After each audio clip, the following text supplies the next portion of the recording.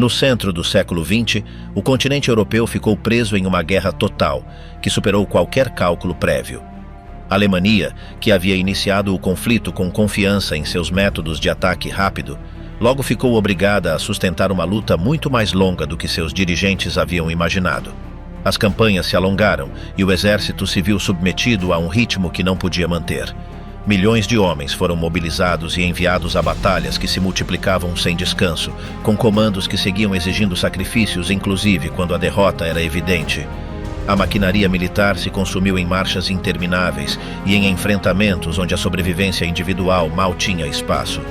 A população civil também ficou arrastada a um esforço sem precedentes, enquanto a direção política insistia em manter a guerra até o último dia.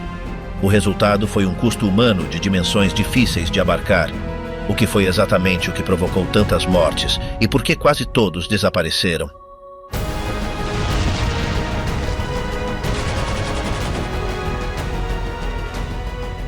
Blitzkrieg, a ilusão que matou milhares. Quando o exército alemão cruzou as fronteiras da Polônia em setembro de 1939, muitos altos comandos ainda não sabiam que estavam iniciando uma guerra que romperia todas as estruturas prévias. A ofensiva foi apresentada como um exemplo perfeito de rapidez, precisão e modernidade, mas na realidade carecia de um planejamento sólido e de manuais claros que guiassem as operações. As decisões eram tomadas na hora e funcionaram porque o inimigo colapsou com rapidez, não por uma estratégia desenvolvida a longo prazo. Nos primeiros dias, os comandos alemães notaram que os polacos não podiam sustentar posições fixas, e isso deu a impressão de que a mobilidade era a chave definitiva do sucesso. As colunas blindadas avançavam a grande velocidade, enquanto a aviação destruía rotas, depósitos e comunicações. No entanto, por trás dessa imagem de poder, os oficiais sabiam que o aparato logístico não estava preparado para uma guerra prolongada. Na realidade, a ofensiva contra a Polônia foi um ensaio que saiu melhor do que o previsto porque o inimigo estava mal equipado e mal distribuído. À medida que os dias passavam, o alto comando alemão começou a ver essa vitória como um modelo.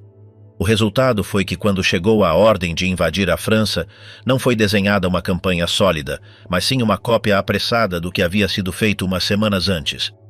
As divisões blindadas receberam mais protagonismo, embora não existisse uma doutrina clara sobre seu uso a longo prazo. O ataque ao oeste começou em maio de 1940. As unidades blindadas avançaram pelas Ardenas, uma zona que os franceses acreditavam inacessível para forças mecanizadas. A surpresa foi total.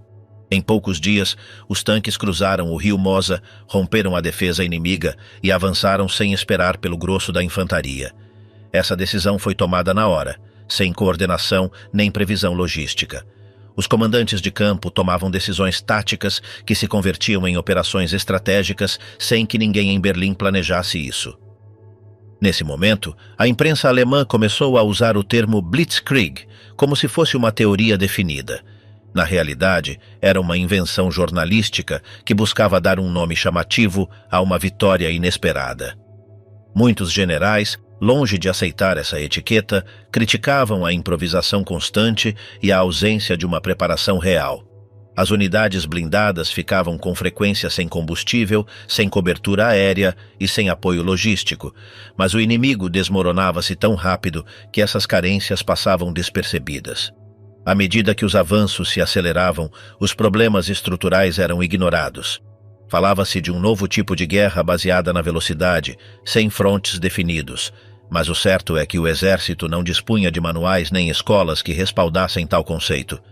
Cada comandante improvisava segundo a situação. Na França, a sorte voltou a jogar a favor dos atacantes. O comando francês demorou dias para reagir, e quando quis contra-atacar, as comunicações já estavam cortadas.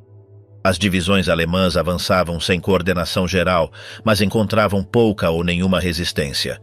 A queda da França em 6 semanas foi interpretada por muitos como a prova de que o modelo era infalível. Na realidade, foi o resultado de decisões arriscadas tomadas sob pressão, que só funcionaram porque o inimigo cometeu erros ainda maiores. As linhas de suprimento eram demasiado longas e muitas vezes se perdiam veículos por falta de combustível. Em várias ocasiões, os comandantes de tanques decidiram parar porque não tinham munições nem ordens. Ainda assim, os êxitos eram tão rápidos que Hitler e o alto comando creram que haviam descoberto uma fórmula definitiva. Essa crença se converteu em doutrina sem base. Não foram ajustadas as estruturas logísticas, nem modernizado o sistema de comunicação. Assumiu-se que as próximas campanhas seguiriam o mesmo padrão. O exército foi reorganizado para repetir o que havia saído bem, não para se preparar para cenários distintos. Foi reduzida a prioridade da artilharia pesada e foi dado mais poder às unidades móveis, embora muitas vezes estas operassem sem coordenação com a infantaria. A campanha contra a França deixou uma imagem falsa de invencibilidade. As gravações internas mostram que vários generais advertiam sobre os riscos de confiar na velocidade sem assegurar o suprimento. Mas essas vozes foram ignoradas. Acreditava-se que o êxito radicava no impulso inicial, em desorganizar o inimigo nos primeiros dias, e que depois tudo se resolveria sozinho. Essa mentalidade se converteu em norma. Não foram reforçadas as reservas, nem armazenados recursos para campanhas longas. A estrutura do exército foi moldada para repetir uma fórmula que só havia funcionado pelas condições excepcionais do momento. Quando terminou a operação no Oeste, muitos oficiais sabiam que não poderiam sustentar esse ritmo se enfrentassem um inimigo que resistisse mais tempo. No entanto, o mito da Blitzkrieg já estava instalado. Era ensinado nas academias como se fosse um modelo consolidado, embora na realidade nunca tenha sido planejado. Os erros foram maquiados e os relatórios críticos ficaram arquivados. Nas semanas posteriores à vitória, Hitler tomou decisões estratégicas, crendo que todas as guerras futuras seguiriam o mesmo padrão. Isso afetou diretamente a preparação para a Operação Barbarroja. Em lugar de fortalecer as linhas de suprimento, foram reforçadas as unidades móveis. Em lugar de desenhar planos para o inverno, foi planejada uma vitória rápida. Tudo se baseava na ilusão de que uma nova guerra relâmpago poderia desintegrar qualquer resistência. Mas o caso da Polônia e França não se repetiria. Os soviéticos não colapsariam em semanas, nem permitiriam um avanço sem resposta. O exército alemão chegou a 1941 sem uma estrutura pronta para a duração, o clima ou a profundidade do fronte oriental. As decisões tomadas após as campanhas iniciais transformaram uma improvisação em norma. Essa ilusão levou a milhares de soldados a internarem-se mais além dos limites logísticos, sem preparação alguma para afrontar a paralisia, e com uma organização operacional construída sobre um modelo que nunca existiu realmente. A tirania do alto comando, quando render-se estava proibido. Desde o início da invasão à União Soviética, as ordens que chegavam da cúpula do regime alemão deixavam claro que retroceder não era uma opção. À medida que os meses avançavam, essa consigna transformou-se em uma norma férrea que proibia qualquer recuo voluntário. Em cada canto do fronte oriental, os comandos intermédios recebiam instruções diretas para se manterem firmes, sem importar as condições do terreno, o número de baixas ou a falta de suprimentos, e essa linha se manteve até o final. O que começou como uma medida de pressão para ganhar tempo se converteu em uma obrigação imposta a todos os níveis, onde qualquer dúvida sobre a resistência era castigada com dureza. As primeiras sinais deste enfoque apareceram nos primeiros enfrentamentos em solo soviético, quando a contraofensiva inimiga logrou isolar várias unidades alemãs. Em lugar de permitir-lhes retirar-se para reagrupar, lhes foi ordenado permanecer em suas posições, cercados e sem reforços. Esse tipo de decisões se repetiram uma e outra vez, inclusive quando o alto comando sabia que o resultado era a destruição de divisões inteiras. O discurso oficial insistia em que toda retirada equivalia a uma traição, e sob essa premissa foram executados dezenas de oficiais que tentaram salvar seus homens de um massacre seguro. A resistência a qualquer recuo se intensificou quando ficou claro que a guerra não seria rápida. Em vez de modificar a estratégia, Hitler reforçou sua visão pessoal do conflito como uma luta de vontade, onde o importante não era a posição no mapa, mas sim a capacidade de aguentar até o limite. Essa ideia não só se aplicou às tropas no fronte, mas também aos oficiais na retaguarda, que deviam transmitir essa mesma lógica a todos os níveis, inclusive quando as condições eram insustentáveis. Assim, centenas de mensagens diárias chegavam às unidades rodeadas, com frases curtas como "nem um passo atrás" ou "aguentem até o limite". A derrota de Stalingrado não levou a uma revisão da estratégia, mas, ao contrário, o comando converteu aquele fracasso na justificação para endurecer ainda mais a consigna de resistir. Em lugar de analisar as causas do desastre, foi imposta a ideia de que a única saída era aguentar sempre, sem importar o custo. Desde então, as ordens se transmitiam com um tom ainda mais agressivo, onde o essencial não era conservar forças nem território, mas demonstrar obediência absoluta. Esta política se manteve inclusive quando o inimigo superava em muito as forças alemãs. Em lugar de adaptar-se ao novo cenário, o regime intensificou sua pressão interna, enviando comissários políticos, tribunais improvisados e patrulhas especiais encarregadas de frear qualquer sinal de desobediência. A luta se deslocou do campo de batalha para o interior do próprio exército, onde muitos soldados temiam mais a seus superiores que ao inimigo. As ordens eram comunicadas com uma linguagem dura e sem matizes, deixando claro que quem não cumprisse seria eliminado. A mensagem era direta: ou você se mantinha até o limite, ou desaparecia sob acusações de covardia. Em numerosos setores do fronte oriental, especialmente em regiões boscosas ou vales sem relevância operacional, as unidades alemãs ficavam estacionadas durante semanas sem objetivos definidos. Embora o terreno carecesse de valor estratégico, as ordens exigiam manter a posição a toda custa. As condições pioravam a cada dia, mas não era permitido nenhum movimento. As rotas de retirada eram bloqueadas com neve, barro ou minas, e as comunicações ficavam cortadas durante jornadas inteiras. Alguns destacamentos eram abandonados sem receber reforços nem víveres, isolados por decisões tomadas longe do campo de batalha. Quando chegavam notícias ao quartel-general, já era tarde. Os regimentos haviam deixado de existir, varridos pela pressão inimiga ou desfeitos pelo desgaste. Aquela dinâmica se repetiu sem exceções, desde os passos montanhosos dos Balcãs até os bosques gelados do norte, onde o tempo se esgotava sem que ninguém questionasse as ordens. O desgaste acumulado não só afetou os soldados rasos. Os oficiais intermédios, que eram quem devia executar essas ordens impossíveis, começaram a quebrar. Alguns tentaram atuar com discrição, organizando retiradas encobertas para salvar o que restava de suas unidades, mas quando eram descobertos, eram julgados de imediato. Não lhes era permitido explicar a situação nem defender suas decisões. Os tribunais militares funcionavam com rapidez, ditavam condenações sumárias e, em muitos casos, aplicavam a pena máxima diante de seus próprios homens, para deixar claro o que acontecia com quem desobedecia. Ao longo do conflito, a ideia de se manter firme a qualquer custo transformou-se em uma armadilha constante. Embora as forças inimigas avançassem de todos os pontos, as ordens eram para seguir defendendo localidades sem função tática. Os soldados recebiam instruções diretas de não abandonar suas posições, mesmo quando o colapso era iminente. Esse mandato se repetia também em zonas urbanas, onde os civis ficavam presos sem saída. A situação da população não era considerada. A única coisa que importava era evitar qualquer menção a cessar a luta. No trecho final do conflito, essa lógica se tornou mais violenta. As unidades que tentavam abrir corredores para evacuar os feridos ou civis eram acusadas de traição. Muitos oficiais foram executados por atuar sem permissão, mesmo quando suas ações buscavam salvar vidas. Ao mesmo tempo, foram criados grupos especiais encarregados de vigiar as tropas próprias, com a tarefa de denunciar qualquer tentativa de retirada. Esse controle se tornou tão estrito que os soldados já não sabiam se temiam mais o inimigo ou seus próprios chefes. Em muitos frontes, o colapso não veio apenas pelas baixas, mas pela desmoralização interna. Romênia e Hungria, os aliados que Berlim deixou morrer. No verão de 1942, enquanto a maquinaria alemã se dirigia para o rio Don, os exércitos da Romênia e da Hungria receberam ordens de ocupar extensos setores do fronte oriental. O comando de Berlim os colocou como tampão entre o grosso das forças alemãs e as linhas soviéticas, convencido de que podiam resistir.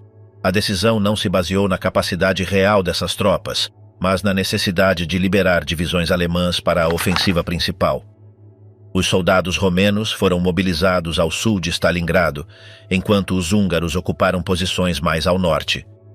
Desde o início, a diferença em armamento, treinamento e moral era evidente, mas a ordem era clara.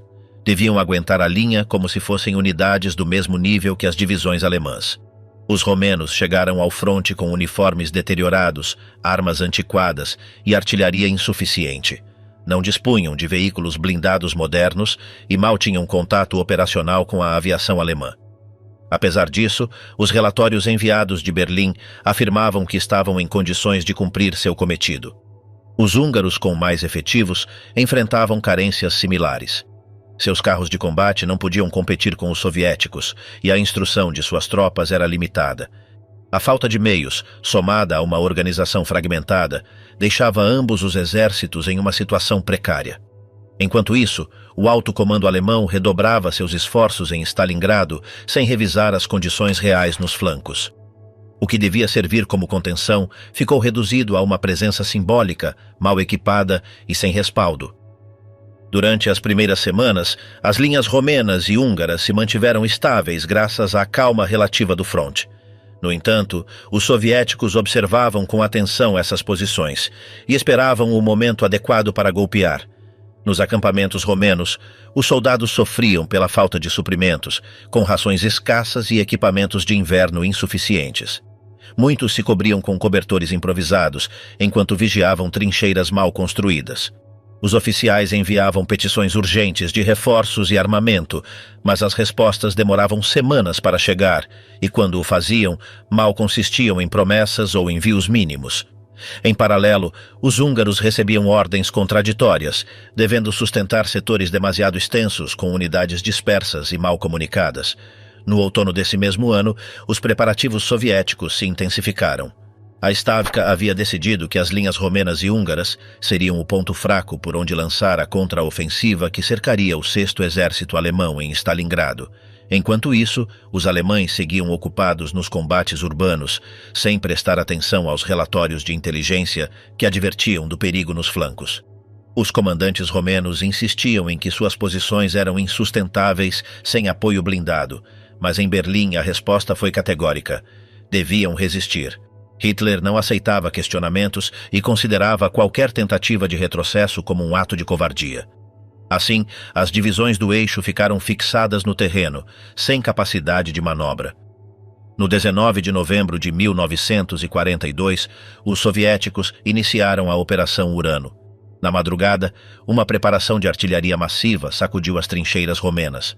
Em poucos minutos, milhares de projéteis arrasaram suas posições, e a infantaria soviética avançou seguida por brigadas de tanques. Os defensores romenos mal contavam com canhões anticarro, muitos deles de calibre insuficiente para penetrar a blindagem dos T-34. A resistência inicial desmoronou em questão de horas. Companhias inteiras ficaram destruídas sem poder responder e as comunicações foram interrompidas. A ofensiva soviética expandiu-se rapidamente e as divisões húngaras, situadas mais ao norte, receberam o impacto pouco depois. Assim como seus vizinhos, careciam de armas modernas e foram atropeladas com a mesma facilidade. Em questão de dias, as linhas romenas e húngaras colapsaram. Milhares de soldados tentaram retirar-se de maneira caótica, enquanto outros eram capturados em massa. O 6º Exército Alemão ficou cercado em Stalingrado, precisamente porque os flancos haviam sido sustentados por forças aliadas incapazes de resistir. Os relatórios do front relatavam cenas de debandada, com colunas inteiras de romenos caminhando sem rumo, buscando escapar do cerco soviético. Os oficiais alemães os acusavam de covardes, mas na realidade haviam sido enviados a uma missão impossível. Com armas obsoletas e sem reforços, sua derrota estava assegurada desde o momento em que lhes foi atribuída essa tarefa. O abandono dos aliados não terminou em Stalingrado. Em janeiro de 1943, as divisões húngaras mobilizadas no Don sofreram um golpe similar. O Exército Vermelho lançou uma ofensiva contra suas posições e em poucos dias os húngaros ficaram destruídos. Calcula-se que mais da metade de seu contingente no fronte oriental desapareceu em questão de semanas, mortos, feridos ou prisioneiros. A magnitude das perdas foi tão grande que o exército húngaro nunca se recuperou.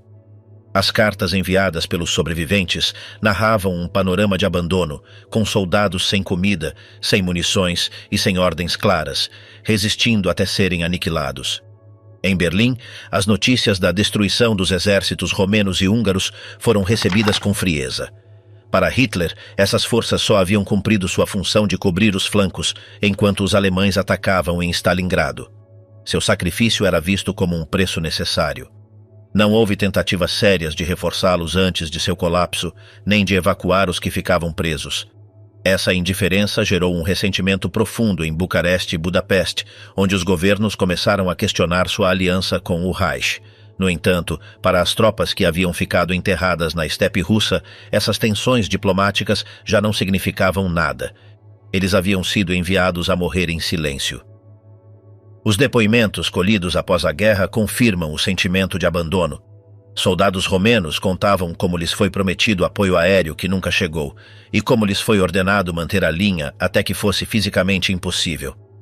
Os húngaros descreviam jornadas inteiras lutando contra tanques com fuzis ineficazes, até que suas unidades se desfaziam por completo. Em ambos os casos, a sensação era a mesma. Haviam sido tratados como carne para canhão para proteger as divisões alemãs. Nem suas baixas, nem seu esforço foram reconhecidos. Nos relatórios oficiais, seus sacrifícios mal ocupavam umas linhas. A consequência direta dessa política foi a deterioração irreversível da relação entre Berlim e seus aliados. A partir de 1943, os governos da Romênia e Hungria começaram a replanejar seu papel dentro do eixo. A falta de apoio durante as ofensivas soviéticas, somada ao sacrifício inútil de suas tropas, foi vista como uma traição encoberta.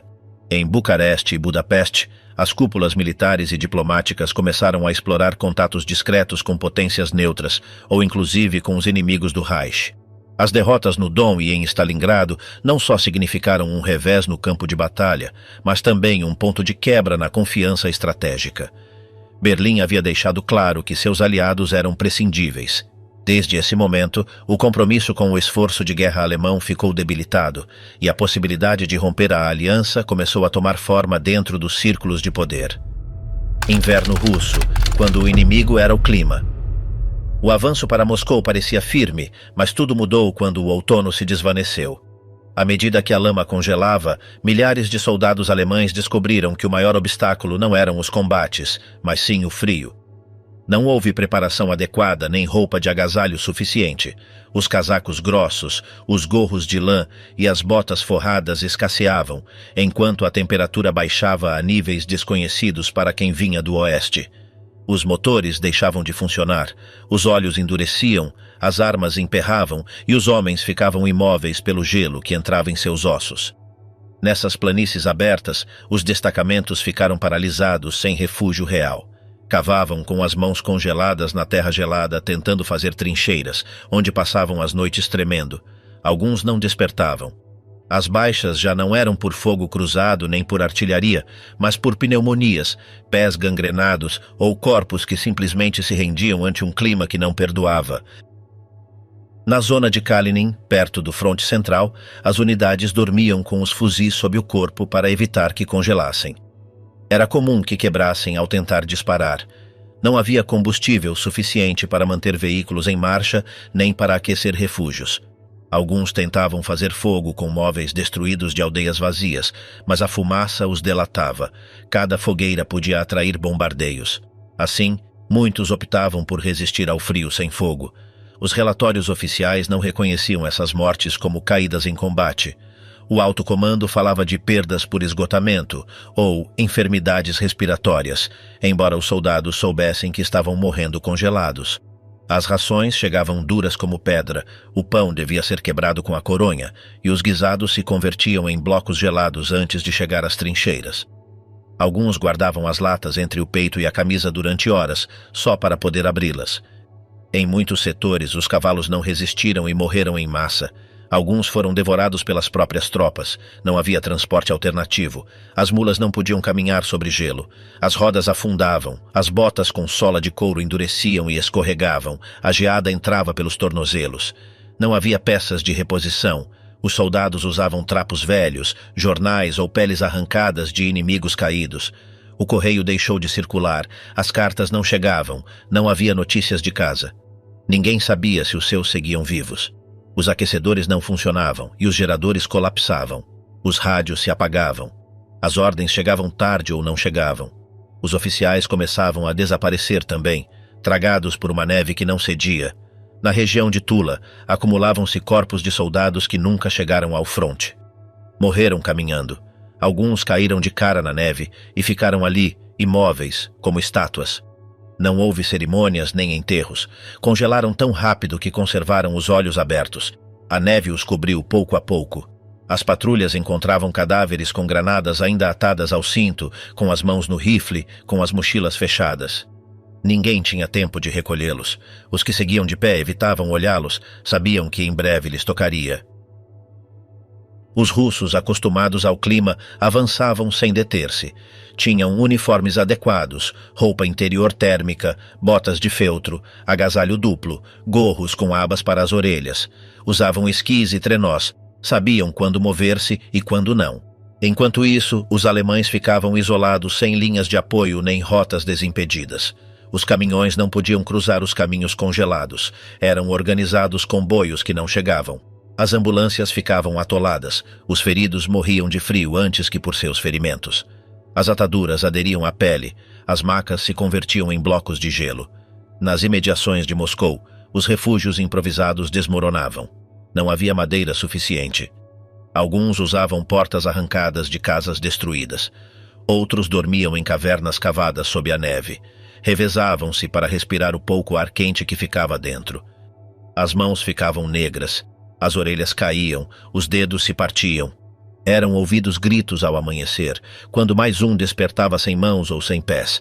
Os médicos faziam amputações sem anestesia, usavam facas que deviam aquecer primeiro para cortar. Não havia antibióticos. As infecções se propagavam. Os enfermos eram abandonados. Não havia macas, nem mulas, nem tempo. Alguns oficiais tentaram organizar retiradas táticas, mas a situação o impedia. As rotas estavam bloqueadas pela neve e os comboios nunca chegavam. Com as linhas de suprimento desaparecidas, a única coisa que restava eram trincheiras congeladas, soldados sem luvas e inimigos que não deixavam de avançar. Nesse inverno, as baixas alemãs superaram o esperado. Não por ofensivas nem por cerco, mas porque o clima, sem disparar uma arma, matava igual a um ataque. À medida que passavam as semanas, os grupos ficavam incomunicados. Algumas unidades passavam dias sem contato com o quartel-general. Os que tentavam voltar desapareciam. Muitos morreram perdidos entre a névoa ou congelados durante a marcha noturna. Os mapas estavam desatualizados, não havia referências, tudo era branco. Não se distinguia o solo do céu. Os óculos embaçavam, as bússolas deixavam de funcionar. As patrulhas não regressavam. O silêncio era total. Só se escutavam passos, rangidos de neve e o vento soprando sem pausa. No flanco norte, as divisões que rodeavam Leningrado sofreram igual. As tentativas de cortar o cerco viram-se interrompidas por tempestades. Os campos minados ficaram ocultos. Ninguém podia avançar sem afundar. As granadas falhavam. As armas disparavam sozinhas ao esquentar. Alguns guardavam as balas sob o braço para evitar que se partissem. Os canhões dobravam, as rodas rachavam, o aço rangia, o gelo não cedia. As ordens seguiam chegando. Manter a posição, aguentar, não ceder terreno. Mas já não havia a quem responder. As companhias estavam quase vazias. Os relatórios eram falsificados. Eram infladas cifras. Ninguém queria admitir que uma brigada inteira havia congelado. No sul, em direção a Rostov, os rios congelaram e as pontes deixaram de servir. Tentou-se cruzar sobre o gelo, mas muitos caminhões afundaram, enquanto as barcaças ficavam presas e os botes quebravam. Os engenheiros improvisavam passarelas com troncos que não resistiam. Quem ficava preso na água congelava no instante. Alguns foram vistos ainda de pé, congelados junto ao timão, sem que houvesse maneira de resgatá-los. Outros tentaram usar os cadáveres como barreiras contra o vento, empilhando corpos ao redor dos acampamentos. Os vivos dormiam ao centro e se revezavam para respirar ar morno. Nesses meses, os cemitérios desapareceram porque não havia tempo para cavar. Os corpos se alinhavam junto aos caminhos, às vezes marcados com paus, em outras ocasiões, simplesmente esquecidos.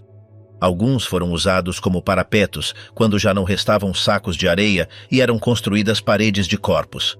As munições escasseavam, atirava-se com cuidado, as granadas eram contadas uma a uma e ninguém desperdiçava uma bala. Tudo era lento. Ninguém corria, ninguém falava. O clima ditava o ritmo. No interior das cidades tomadas, o ambiente não era melhor. As casas ocupadas eram ruínas, sem calefação nem água.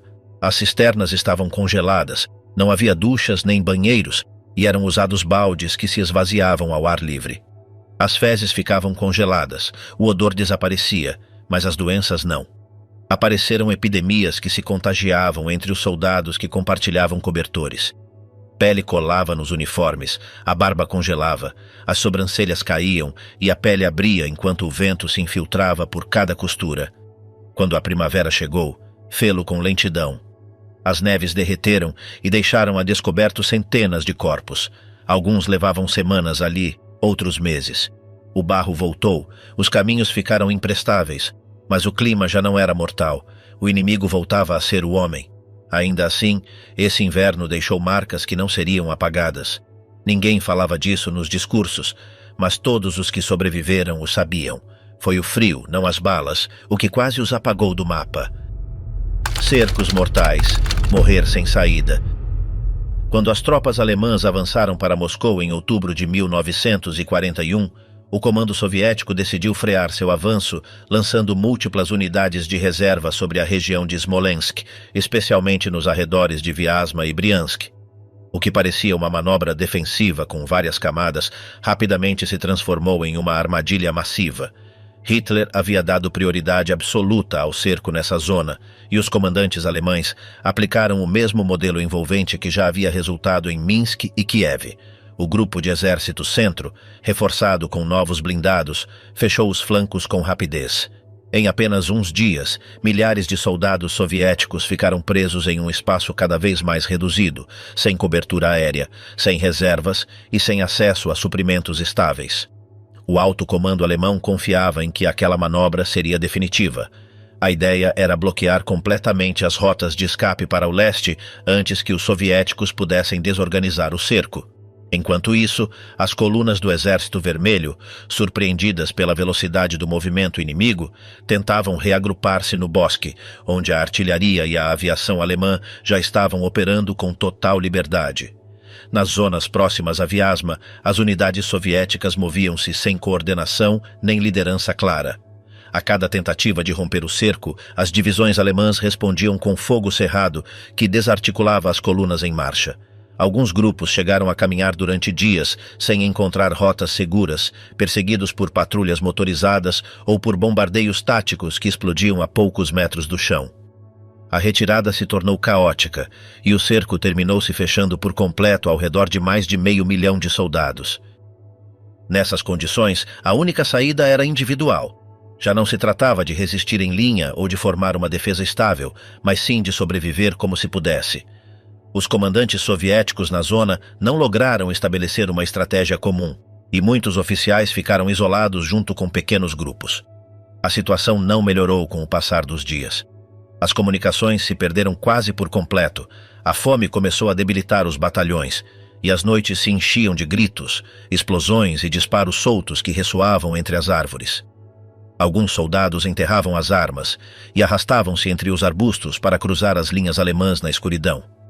Outros se rendiam em grupo, levantando trapos brancos sem saber se seriam ouvidos ou executados. A cena se repetia ao sul e ao norte do cerco, onde as tropas alemãs recolhiam prisioneiros em massa e os obrigavam a caminhar entre colunas intermináveis até pontos de concentração sem quase comida nem água. O que ocorreu em Vyazma não foi só uma derrota, foi um colapso tático total. Os comandantes alemães informaram que haviam sido capturados mais de 300 mil soldados, junto com milhares de veículos, canhões e documentos. Os campos ficaram cobertos de restos, cadáveres e uniformes rotos. Os oficiais do Exército Vermelho que lograram escapar contaram que a retirada se converteu em um caos absoluto. Não havia mapas, as ordens eram contraditórias e os caminhos estavam bloqueados por veículos destruídos. A falta de coordenação converteu a defesa em uma dissolução sem controle, onde os comandos não logravam reunir seus homens nem estabelecer linhas de recuo.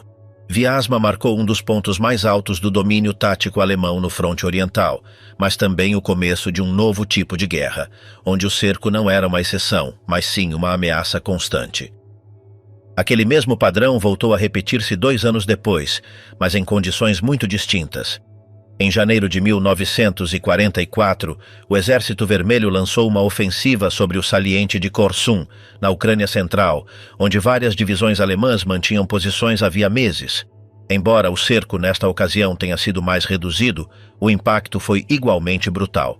Stalin exigiu resultados imediatos, e os comandos soviéticos desenharam uma operação com 2 frontes que deviam fechar-se sobre a cidade a partir do norte e do sul. As unidades alemãs no saliente, rodeadas por forças superiores em número e com uma logística deteriorada, ficaram presas a grande velocidade. Desta vez, a Wehrmacht não tinha margem de manobra.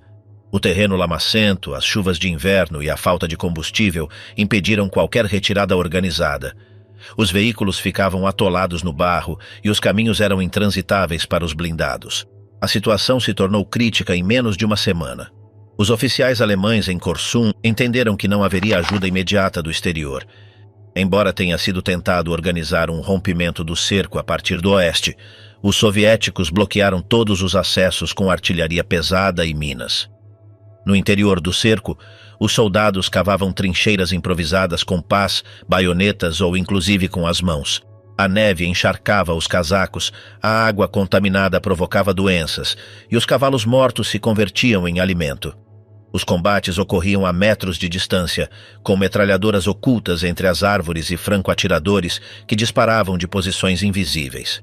Cada tentativa de escape terminava em um campo aberto, onde a aviação soviética varria os grupos em retirada.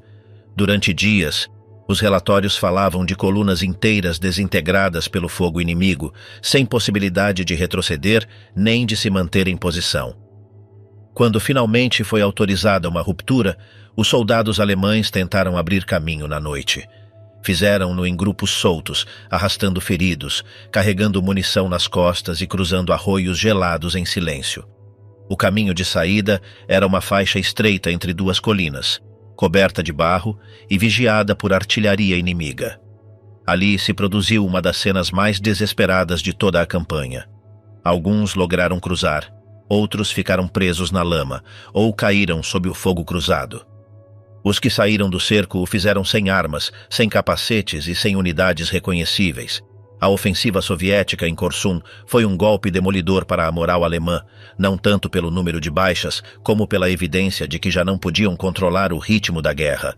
Desde esse ponto, cada cerco se converteu em uma ameaça real para qualquer unidade que ficasse isolada. O cerco deixou de ser uma estratégia soviética para se converter em uma possibilidade diária. O que uniu Vyazma e Korsun não foi apenas o confinamento físico, mas a certeza de que não havia saída possível. Em ambos os casos, os soldados presos viveram dias nos quais a única decisão era como cair, se sob fogo inimigo ou sob o frio sem refúgio. Nessa forma de morrer enclausurado, desvanecia-se a noção mesma de front.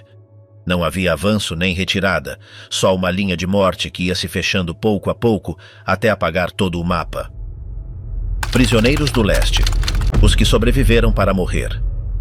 Desde os primeiros dias do ataque alemão contra a União Soviética, os soldados que terminavam nas mãos do inimigo sabiam que tinham poucas probabilidades de voltar a ver seu país. Muitos dos que caíram prisioneiros no início foram diretamente abatidos, e em várias zonas do fronte oriental nem sequer tomavam o tempo de trasladá-los. No entanto, com o passar do tempo e o aumento de capturas, o sistema soviético começou a organizar sua forma de reter, castigar e aproveitar esses homens vencidos. As colunas de prisioneiros avançavam escoltadas por tropas soviéticas, onde os retardatários ou os que desabavam eram separados do caminho e, na maioria dos casos, simplesmente eliminados sem dizer palavra. Alguns eram levados a campos improvisados perto do fronte, onde ficavam durante semanas sem abrigo, até que os vagões de transporte estivessem disponíveis, e outros eram empurrados a caminhar durante dias sob vigilância, entre empurrões, gritos e ameaças. À medida que passavam os meses, Moscou colocou em marcha um sistema muito mais estruturado. Foram criadas instalações em distintas regiões do interior e os oficiais eram separados rapidamente do resto. A hierarquia militar alemã desaparecia a partir do momento em que eram capturados, e um simples suboficial podia terminar misturado com quem havia tido comando sobre divisões inteiras. A classificação era feita às pressas, baseando-se mais em sua aparência do que em sua verdadeira função, e muitos tentavam enganar os soviéticos para evitar represálias. Alguns queimavam seus documentos, outros fingiam falar mal o idioma, ou se misturavam com unidades alheias para não serem identificados. Ainda assim, os comissários do Exército Vermelho costumavam atuar com dureza quando suspeitavam de algo. A maioria dos capturados terminava em trens rumo a regiões distantes, e de lá eram enviados a acampamentos de trabalho onde a comida escasseava, o frio atravessava tudo e as doenças se espalhavam sem controle. O sistema não distinguia entre combatentes convencionais e recrutas inexperientes. Desde soldados rasos até membros do pessoal médico ou de intendência eram metidos em barracões onde mal cabiam, sem roupa adequada e com alimentos que não chegavam a cobrir as mínimas necessidades. No inverno, as cifras de mortos subiam sem pausa, e só nos campos de 1942, o número de falecidos por dia chegou a superar os 300 em alguns setores. Apesar disso, as autoridades soviéticas mantinham a ordem de continuar utilizando-os como mão de obra em minas, fábricas ou projetos de reconstrução. A maioria dos prisioneiros não tinha a menor ideia de quanto tempo estaria ali, e muito poucos sabiam sequer que a guerra havia terminado quando isso ocorreu. Eram trasladados com frequência, e muitos morriam antes de chegar a seu destino. Durante os últimos anos do conflito e os primeiros da pós-guerra, os interrogatórios passaram a formar parte habitual do processo. Os soviéticos buscavam informação sobre as rotas, os comandos e a estrutura interna das unidades alemãs, e alguns homens eram torturados ou ameaçados para falar. Outros simplesmente eram isolados durante dias sem contato com ninguém. Os que colaboravam tinham uma ligeira melhora no tratamento, embora nem sempre fosse suficiente para garantir sua vida. Quem se negava ou era considerado suspeito podia desaparecer de um dia para o outro. Os soviéticos também puseram em marcha um processo de reeducação em vários campos, onde eram organizadas sessões coletivas para expor os crimes do regime nazi e justificar a guerra como uma resposta necessária. Ali, alguns soldados começaram a mostrar-se submissos com seus carcereiros por simples sobrevivência, enquanto outros eram selecionados para formar grupos especiais, destinados a serem repatriados no futuro, embora com condições estritas. Com o fim do conflito, muitos dos que estavam em cativeiro pensaram que seriam enviados para casa em pouco tempo. No entanto, os soviéticos não mostraram intenção alguma de liberá-los em massa. Milhares deles continuaram presos durante anos, e não poucos foram trasladados a outros lugares ainda mais afastados, onde se mantinham campos rodeados de arames farpados, com vigilância permanente e sem contato exterior. A correspondência era controlada, e muitos familiares não souberam que seus filhos, pais ou irmãos seguiam com vida até muito depois.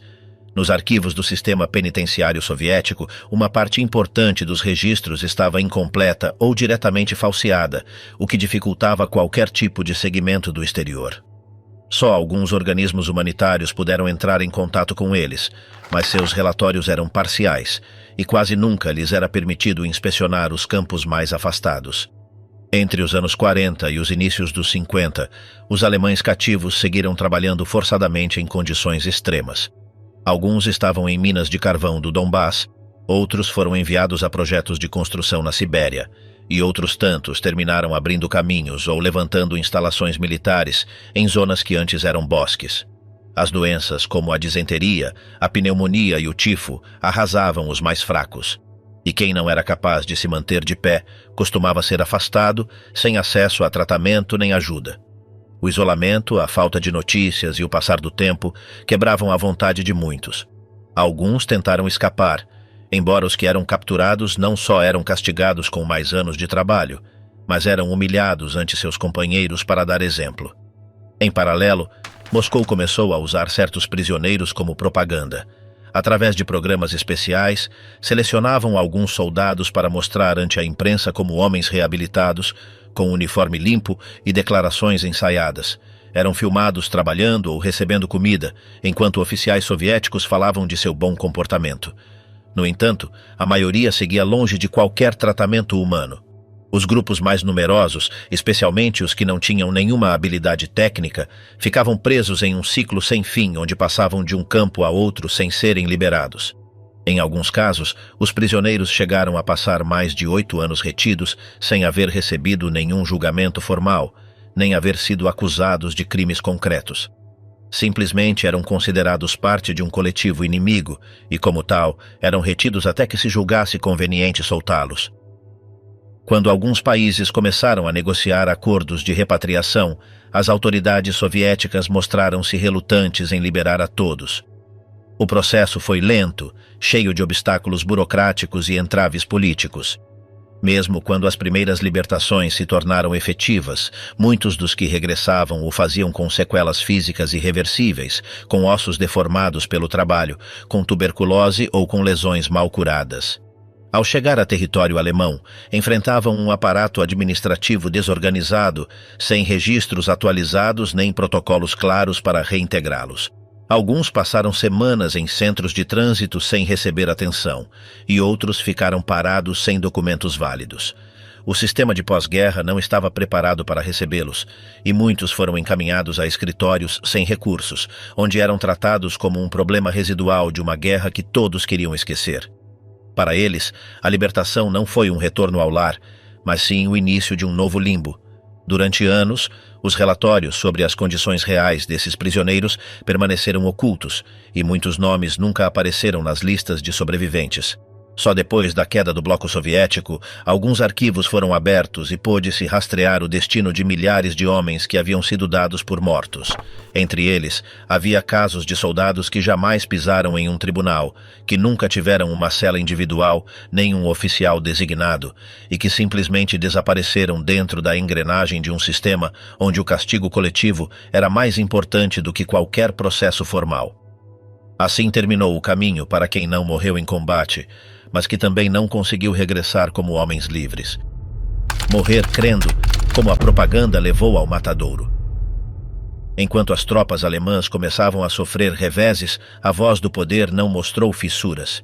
Goebbels, de sua tribuna, intensificou as mensagens de unidade e sacrifício.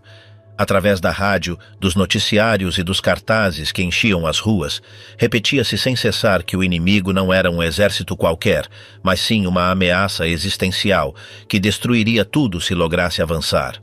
Essa visão não deixava espaço para a dúvida.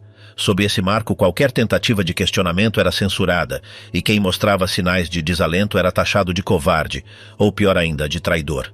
As frases eram diretas, cruas, sem ambiguidades. Não se tratava de ganhar uma guerra, tratava-se de salvar a essência do país, e para lográ-lo a entrega devia ser total. Assim, enquanto os frontes colapsavam, a retórica não cedia nem 1 milímetro. Em lugar de preparar a população para o colapso, ela era empurrada a seguir crendo que a salvação chegaria, mesmo quando já não restavam forças nem munições. À medida que as derrotas se acumulavam, o conteúdo das mensagens oficiais mudava de tom, mas não de objetivo. Já não falavam de avanços nem de conquistas, mas sim de resistência heróica, da necessidade de se manter firme enquanto o inimigo se aproximava das cidades. Os jornais deixavam de mostrar mapas e passavam a ressaltar exemplos de soldados que preferiam morrer antes que retroceder. Eram exaltadas histórias de jovens que se imolavam com granadas para frear uma coluna inimiga, ou de mulheres que entregavam seu lar para convertê-lo em um ponto de defesa. Nada disso era verificado, mas tampouco fazia falta. A função não era informar, era endurecer o ânimo. Mesmo quando tudo indicava que o conflito estava perdido, os comunicados oficiais insistiam em que a vitória seguia sendo possível, e quem pensasse o contrário estava ajudando o inimigo por dentro. A obsessão por controlar o pensamento chegou a níveis extremos quando o regime declarou que qualquer tentativa de questionar as ordens do Führer era equivalente à sabotagem. Já não bastava obedecer, agora era necessário demonstrar entusiasmo. As cartas que chegavam ao fronte eram revisadas, os comentários em público eram vigiados e as expressões de ceticismo podiam custar a vida. Muitos soldados, conscientes da situação real, optavam por calar, enquanto outros, mais influenciados pela propaganda, insistiam em que a rendição era uma fantasia derrotista. Esta fratura interna não impedia que todos marchassem na mesma direção. A pressão não vinha só de cima, também vinha dos companheiros que não toleravam dúvidas. Assim, mesmo quem já não cria, terminava comportando-se como se o fizesse, arrastados pelo medo e pela certeza de que não tinham escapatória. Nos últimos meses do conflito, quando os frontes desmoronavam e o caos se apoderava das cidades, o aparato de convencimento se tornou mais insistente. Já não se falava de possíveis reviravoltas estratégicas, nem de alianças milagrosas. Agora a mensagem era clara. Era preciso lutar até o último momento, mesmo se isso significasse morrer sem sentido. Foram distribuídos panfletos nos quais se assegurava que o Führer tinha um plano secreto, que a qualquer momento se desencadearia uma contraofensiva imparável. Nada disso ocorria, mas essa ilusão mantinha muitos em seus postos, convencidos de que seu papel era aguentar só um pouco mais. Enquanto isso, os chefes militares sabiam que não havia nada por trás dessas palavras, apenas a necessidade de seguir aparentando controle enquanto tudo desmoronava. O uso de crianças e idosos na defesa das cidades foi uma das consequências mais extremas dessa lógica. Em lugar de evacuar, lhes era entregue uma arma e lhes era dito que sua contribuição era decisiva. Jovens sem experiência eram enviados ao fronte com promessas de glória, sabendo que seriam abatidos em minutos. Ainda assim, muitos aceitavam essa missão com orgulho, não por convicção, mas porque tudo ao seu redor lhes havia feito crer que o valor se media em resistência, não em sobrevivência. Esse pensamento era o resultado direto de anos de discursos, de filmes heróicos, de canções que falavam de eternidade. Para quando entendiam a verdade, já era tarde. Nesse ponto, inclusive quem começava a duvidar, seguia atuando como crente. A inércia era mais forte que a razão. Na capital, quando já se ouvia o estrondo dos combates a poucos metros, os alto-falantes seguiam transmitindo mensagens de alento. Falava-se de fidelidade, de entrega absoluta, de exemplos históricos que justificavam o martírio. Eram lembrados episódios de outras guerras, onde a firmeza havia salvado os povos. A intenção não era informar, mas sim evitar o desmoronamento psicológico. Enquanto os edifícios caíam e os civis corriam buscando refúgio, a voz oficial não deixava de repetir que tudo dependia da vontade do povo. Essa insistência não podia frear o avanço inimigo, mas lograva manter a obediência. Muitos dos que combatiam nas ruas o faziam sem saber por quê, só porque alguém lhes havia dito que essa era a única opção. Essa obediência cega, essa fé construída à base de consignas, era o último recurso do regime. Nas zonas afastadas, longe dos centros de comando, o panorama não era distinto. Os escritórios locais, sem instruções precisas, seguiam replicando os comunicados do regime. Os habitantes tentavam organizar-se para levantar defesas ou esconder suprimentos, sem saber se isso servia para algo. A maioria não compreendia a magnitude do desmoronamento, mas continuavam atuando como se ainda restasse uma oportunidade. Mesmo sem ter nada, seguiam usando as expressões que levavam anos escutando. Não o faziam por lealdade, mas sim por costume. Em um entorno onde a desinformação havia suplantado a realidade, a única coisa que restava era repetir o que sempre se havia dito. Quando já não restava esperança, as mensagens se tornaram ainda mais enfáticas. Falava-se do legado do povo, de resistir por orgulho.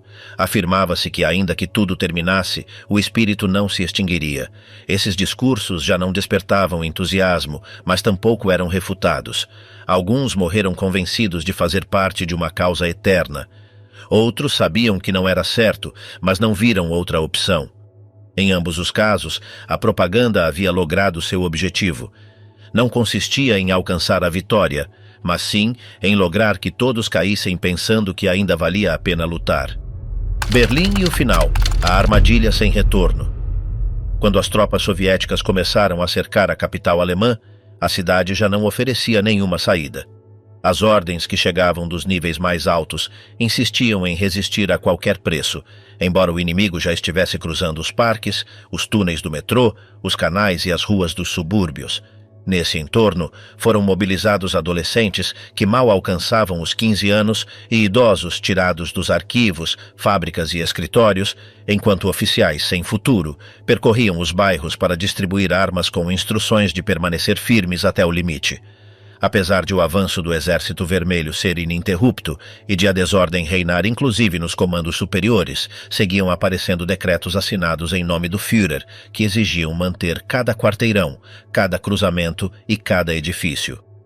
Os soldados improvisados cavavam trincheiras no meio das avenidas e se ocultavam atrás de colunas desmoronadas ou vagões abandonados, enquanto os bombardeios não davam trégua e os tanques inimigos se aproximavam sem pausa. Justo então, quem ainda obedecia às ordens se encontrava rodeado por uma população que já não entendia o propósito de seguir lutando, mas que tampouco tinha alternativa real. Enquanto isso ocorria na superfície, milhares de pessoas se refugiavam sob a terra, onde o ar escasseava e o medo se multiplicava com cada explosão. As estações do metrô se converteram em campos de espera silenciosos, com famílias inteiras deitadas junto a colunas de ferro, idosos sentados em escadas rolantes paradas e crianças que choravam sem entender o que ocorria. Ali também se instalaram alguns feridos, levados em macas improvisadas, sem medicamentos nem doutores, atendidos só por voluntários que não sabiam se ao sair encontrariam a cidade ainda de pé.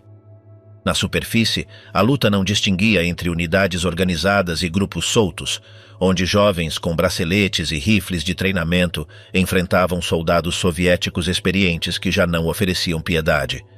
Cada bairro foi cenário de tiroteios, emboscadas, incêndios e desmoronamentos. Alguns edifícios ardiam durante dias e as colunas de fumaça escureciam o céu de forma constante. Entre os escombros, ainda eram içadas bandeiras com a cruz gamada, embora sua presença já não intimidasse ninguém. Os oficiais que ainda restavam transmitiam comunicados prometendo reforços que nunca chegariam e sustentavam mapas que já não correspondiam à realidade das ruas. Nesse cenário, as divisões regulares foram substituídas por agrupamentos sem hierarquia fixa, onde todos sabiam que só restavam horas. O centro de comando subterrâneo seguia enviando mensagens que exigiam manter a disciplina, mas fora desses muros, a guerra já não respondia a nenhuma estrutura formal.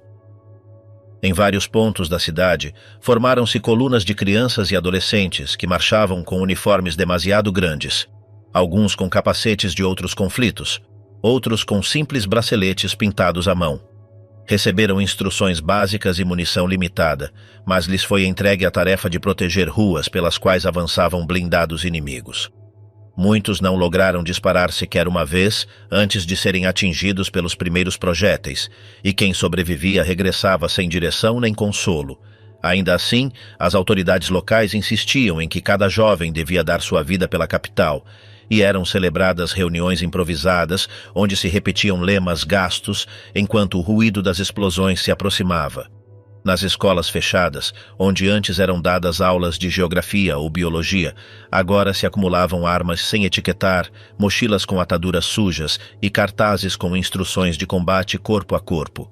As cozinhas dos refeitórios escolares eram usadas para preparar alimentos com ingredientes racionados, e os corredores serviam como refúgios improvisados onde se tentava manter certa normalidade em meio ao irreversível.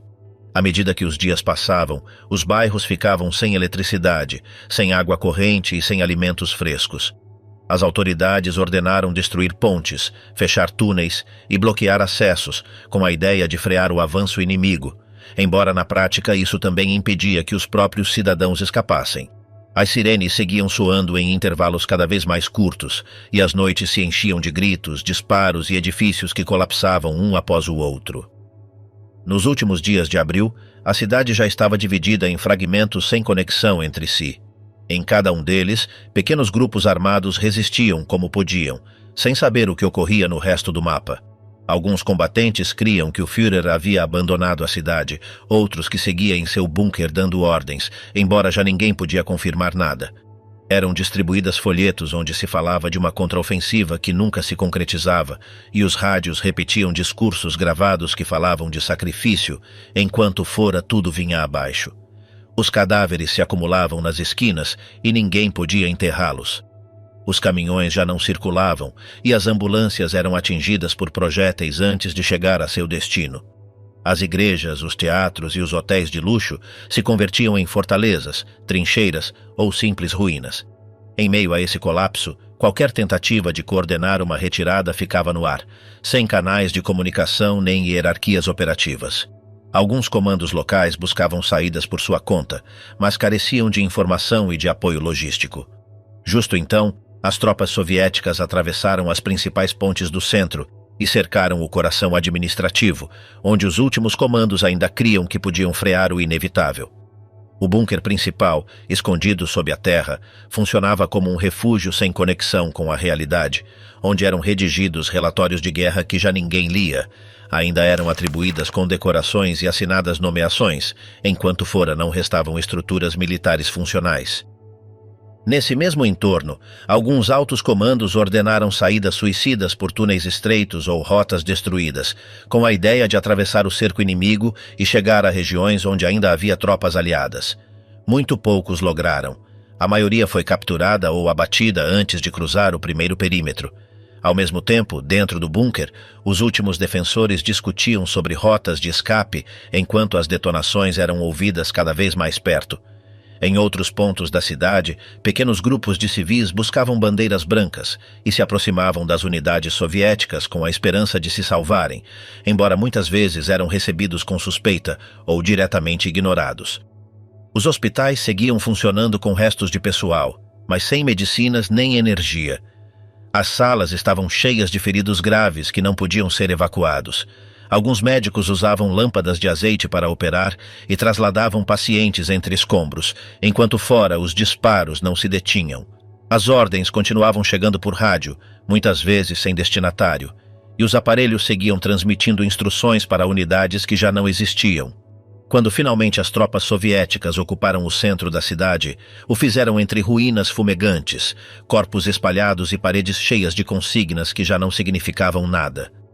Assim terminou o cerco de Berlim, sem desfile, sem anúncio claro e sem retorno. Feridos, suicídios e traumas, a outra face dos 90%. A partir de 1943, milhares de soldados alemães começaram a voltar do front com o olhar perdido e o corpo destruído. Alguns chegavam em macas, cobertos de ataduras. Outros, sentados em silêncio, carregavam cicatrizes invisíveis. Nos trens que chegavam do leste, muitos dos que desciam não podiam explicar o que haviam vivido, enquanto outros mal logravam manter-se de pé. Em estações como as da Prússia Oriental ou Saxônia, os vagões descarregavam jovens sem pernas, homens com os olhos vendados ou com o rosto coberto por gases que mal ocultavam a carne rompida. À medida que se multiplicavam os combates sem descanso e os bombardeios arrasavam cidades inteiras, os hospitais de campanha não davam conta e os que sobreviviam ficavam marcados para sempre. Em lugares como Königsberg ou Breslau, os quirófanos improvisados não paravam. As amputações eram rápidas, sem anestesia suficiente, com cirurgiões que trabalhavam entre gritos, poças de sangue e corpos tremendo pela dor. Nesses mesmos corredores, alguns homens murmuravam nomes de companheiros que não lograram regressar, enquanto outros eram incapazes de articular palavra e só cobriam a cabeça com as mãos. Enquanto isso, nas unidades que ainda resistiam nos frontes mais castigados, começaram a surgir histórias sobre soldados que se afastavam sem permissão e não regressavam. Em alguns regimentos, esses atos eram castigados de imediato. Os oficiais não davam explicações. Era reunido um pequeno pelotão, era cavado um buraco e, em pouco tempo, o desertor era enterrado sem cerimônia. Na Ucrânia, nos bosques do norte ou nas ruínas de cidades reduzidas a escombros, repetiram-se cenas deste tipo sem que ninguém protestasse. O medo de ser acusado de covardia mantinha muitos em seus postos, mesmo quando já não havia esperança de vitória. Em certos pontos do fronte, os comandos receberam ordens claras: não tolerar dúvidas nem fugas, mesmo que isso significasse disparar contra os próprios. Assim, o castigo por abandonar a linha não era uma exceção, mas sim uma prática assumida e repetida, sem que importasse a idade ou o estado do implicado. Nesse mesmo período, começaram a chegar relatórios preocupantes aos escritórios do alto comando. Um número crescente de baixas não correspondia a combates diretos nem a feridas visíveis. Havia homens encontrados sozinhos em tendas vazias ou atrás de linhas abandonadas. Não mostravam sinais de enfrentamento recente, mas estavam mortos. Em várias ocasiões, a causa era uma granada mal manuseada ou um disparo aparentemente acidental. No entanto, os encarregados de redigir os relatórios sabiam que muitas dessas mortes não respondiam ao acaso nem ao inimigo. Nos diários de guerra, os oficiais anotavam frases ambíguas como "caiu por esgotamento extremo" ou "não suportou a pressão dos combates". Na realidade, tratava-se de soldados que, ao ver que tudo estava perdido, tomavam uma decisão sem volta atrás. Faziam-no em silêncio, afastados dos demais, às vezes após escrever uma nota breve, outras sem deixar explicação. Alguns se envolviam em seu cobertor, sentavam-se junto a uma trincheira vazia e apertavam o gatilho apontando para si mesmos. As cifras reais nunca foram publicadas. Ninguém falava disso em voz alta. Nos centros de recuperação localizados perto dos Alpes ou nos arredores de Berlim, os médicos tratavam homens que não dormiam, que despertavam gritando ou que não suportavam o som de uma porta se fechando. Esses soldados já não eram úteis para o fronte, mas tampouco podiam regressar para casa. Muitos eram recolhidos em salas fechadas, com janelas reforçadas, sob vigilância constante. Em alguns casos, tentavam escapar. Em outros, negavam-se a comer ou passavam horas olhando fixamente para a parede. Os responsáveis por esses centros sabiam que a situação piorava, mas recebiam ordens de manter tudo sob discrição. O sistema não permitia mostrar fraqueza, e menos ainda reconhecer que milhares de seus próprios homens estavam sendo destruídos por dentro. Na reta final da guerra, quando o caos dominava as ruas das cidades ocupadas e o inimigo avançava sem freio, as unidades mais dizimadas começaram a perder o controle. Misturavam-se soldados profissionais, adolescentes recrutados à força e oficiais sem experiência, que já não sabiam a quem obedecer. Nesse entorno, os casos de deserção aumentaram, mas também o fizeram as execuções rápidas e os castigos exemplares. Frequentemente, os mesmos que mal podiam sustentar um fuzil eram obrigados a participar dos pelotões que cumpriam essas sentenças. O medo de sofrer o mesmo destino assegurava o silêncio. Inclusive em Berlim, nos últimos dias, manteve-se essa lógica. Enquanto os disparos retumbavam em cada canto, seguiam aparecendo corpos em pátios interiores, escadas escuras ou túneis subterrâneos. Ninguém perguntava por eles. Todos sabiam que havia mais formas de morrer que em combate. As mulheres encarregadas de atender os feridos, tanto em hospitais improvisados como em trens sanitários, também começaram a notar mudanças. Alguns soldados negavam-se a receber cuidados, rejeitavam a atadura ou rompiam os frascos de medicamentos. Às vezes, escondiam a munição que lhes restava. Outras desapareciam durante a noite sem deixar rastro. As enfermeiras anotavam condutas estranhas, mas não sabiam a quem reportá-las. O comando médico limitava-se a assinalar que se tratava de casos psiquiátricos sem detalhar mais. Na realidade, eram homens completamente vencidos pelo medo, pela dor ou pela culpa, que já não distinguiam entre o dia e a noite. Muitos deles não haviam sido feridos fisicamente, mas não podiam voltar para casa. Haviam visto demasiado, perdido todos os que conheciam, e agora caminhavam como sombras sem rumo. Também houve casos onde os comandos menores decidiram atuar por sua conta. Em certas divisões, sobretudo nas que estavam isoladas, os capitães mais duros ordenaram executar qualquer um que mostrasse sinais de fraqueza. Bastava que alguém dissesse que não queria seguir, ou que mencionasse sua família, para ser acusado de deserção. Nos bosques da Hungria, nos campos gelados da Pomerania e nas últimas posições do Oder, repetiram-se essas decisões. Os pelotões encarregados de levá-las a cabo seguiam ordens sem duvidar. Disparavam, cobriam o corpo com terra e regressavam a seus postos. Logo, o comando anotava no relatório que o soldado caiu durante uma retirada. Assim, mantinha-se o controle, ainda que fosse sobre cadáveres. Em paralelo, foram incrementados os pedidos de traslado a unidades médicas, mas a maioria era rejeitada. Dava-se prioridade aos feridos de gravidade, e quem solicitava atenção psicológica era visto com desconfiança. Chegou-se a dizer que alguns o faziam para evitar combater, o que só agravava sua situação. Assim, muitos permaneceram em suas posições até que colapsaram. Alguns foram encontrados sem se mover, sem responder a estímulos com o olhar vazio. Outros foram internados por ordem de seus superiores, que não sabiam o que fazer com eles. Já não eram soldados, mas tampouco civis.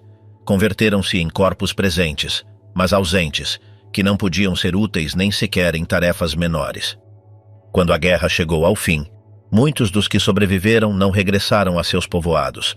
Se perderam em cidades destruídas, em hospitais sem registros, ou foram enterrados como desconhecidos. As famílias nunca receberam respostas claras.